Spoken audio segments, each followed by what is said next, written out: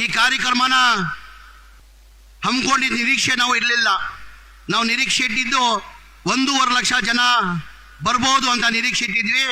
ಇವತ್ತು ತಾವು ಇಷ್ಟು ದೊಡ್ಡ ಮಟ್ಟದಲ್ಲಿ ಬಂದು ಮೋರ್ ದ್ಯಾನ್ 3 ಲ್ಯಾಕ್ಸ್ ಅಂತ ಹೇಳಕ್ ಬಯಸ್ತದೆ.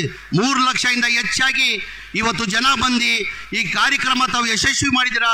ತಮಗೆ ಕೈ ಜೋಡಿಸಿ ನಾನು ದೊಡ್ಡ ನಮಸ್ಕಾರ ಇಲ್ಲಿಂದನೇ.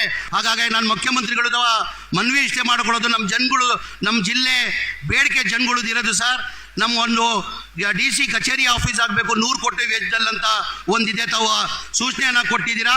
ನಾನು ಬರೋ ತಿಂಗಳಲ್ಲಿ ಬರ್ತೀನಿ. ಬರೋ ತಿಂಗಳಲ್ಲಿ ಆ ಗುದ್ಲಿ ಪೂಜೆಯನ್ನು ಮಾಡುವ ಅಂತ ಹೇಳಿದ್ದೀರಾ. ಅದ್ರ ಜೊತೆಯಲ್ಲಿ 250 ಬೆಡ್ದು ಹಾಸ್ಪಿಟಲ್ದು ಇಕ್ವಿಪ್ಮೆಂಟ್ಸ್ಗೆ 40 ಕೋಟಿ ಬೇಕಾಗ್ತದೆ, ಅದು ನಾನು ಕೊಡ್ತೀನಿ. ಅದು ಗುದ್ಲಿ ಪೂಜೆ, ಅದು ಇನಾಗ್ರೇಷನ್ ಕಾರ್ಯಕ್ರಮನ ಇಕ್ಕೋ ಅಂತ ಹೇಳಿದ್ದೀರಾ. ಅದು ಅಂತ ಸೂಚನೆ ಕೊಟ್ಟಿದ್ದೀರಾ. ನಿಮಗೆ ನಮ್ಮ ಜನ ಪರವಾಗಿ ನಿಮಗೆ ಧನ್ಯವಾದಗಳು ಸಲ್ಲಿಸ್ತೀನಿ.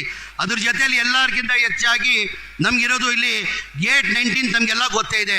ಹೋದ ವರ್ಷದಲ್ಲಿ 19 ಗೇಟ್ ಚೈನ್ ಲಿಂಕ್ ಕಟ್ ಆಗಿಬಿಟ್ಟು ದೊಡ್ಡ ಅನಾಹುತ ಈ ಜಿಲ್ಲೆಗೆ ಆಗಬೇಕಾಗಿತ್ತು. ಮನೆಯ ಮುಖ್ಯಮಂತ್ರಿಗಳು, ಮನೆಯ ಮುಖ್ಯಮಂತ್ರಿಗಳಿಂದ ಆ ಎಮರ್ಜೆನ್ಸಿ ಗೇಟ್ ಹಾಕಿದ್ದು ತಮಗೆಲ್ಲ ಗೊತ್ತಾಗಿದೆ.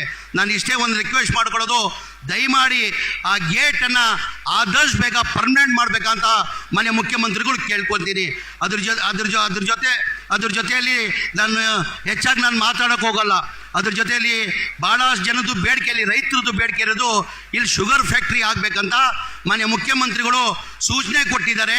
2 ತಿಂಗಳ ಒಳಗಡೆ ನಾವು ಶುಗರ್ ಫ್ಯಾಕ್ಟ್ರಿ ಗುದ್ಲಿ ಪೂಜೆಯನ್ನು ಮಾಡ್ತೀನಂತ ಮನೆ ಮುಖ್ಯಮಂತ್ರಿಗಳು ಇವತ್ತು ಸೂಚನೆಯನ್ನು ಕೊಟ್ಟಿದ್ದಾರೆ.